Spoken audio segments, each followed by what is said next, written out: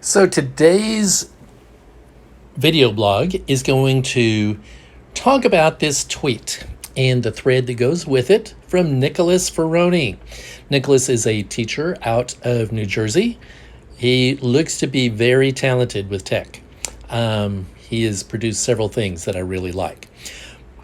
One thing that he and I share is in his profile, he mentions how that really to be a good teacher, you got to be a little bit superhero, psychologist, philanthropist, philosopher, actor, and comedian. So therefore, you could be a good teacher. I have always thought that being a stand-up, an actor, and you got to have your glad hands on all the time because you have to be on whenever you are teaching. You cannot just be slouching. So anyway, I think we share a little bit. So he did this tweet. It doesn't take much to be a great virtual teacher, just top-notch tech, multiple devices, an understanding of every online resource, a spare room to turn into a classroom, professional lighting, mics, props, a production crew, and the CGI team from Marvel Studios. Yeah, that's it. Well, a little bit exaggerated, I guess. But I enjoyed the humor of that. So I said, Nicholas, thanks for your post. I appreciated the humor. Surprisingly, Iron Man and the Marvel production crews were happy to assist as I created my virtual classroom experience for my students. No.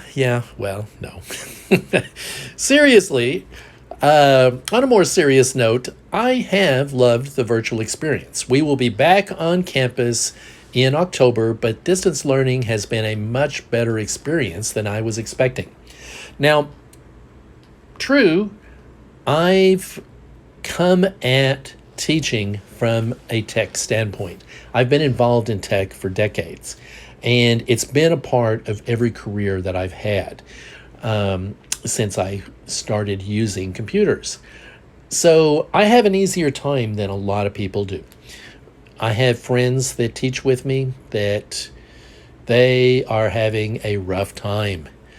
But come October, it's going to be even more interesting. So let's continue with the thread. Don't forget a makeup artist. Dang, maybe I should get one. Mr. Newkirk talks about that he found a resource. So he doesn't have all of that, but he does create cool Star Wars crawls for his classes. He used this app called Star Words from Takata, and I've seen one of his crawls. They're pretty cool. I haven't quite figured out how to do it, but I think I would like to try it. Alicia, she talks about and balancing virtual and face-to-face among other roles is downright exhausting. I am spent.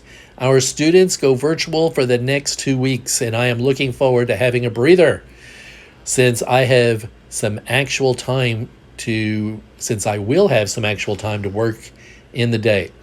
Now, our virtual experience is a little bit different than that.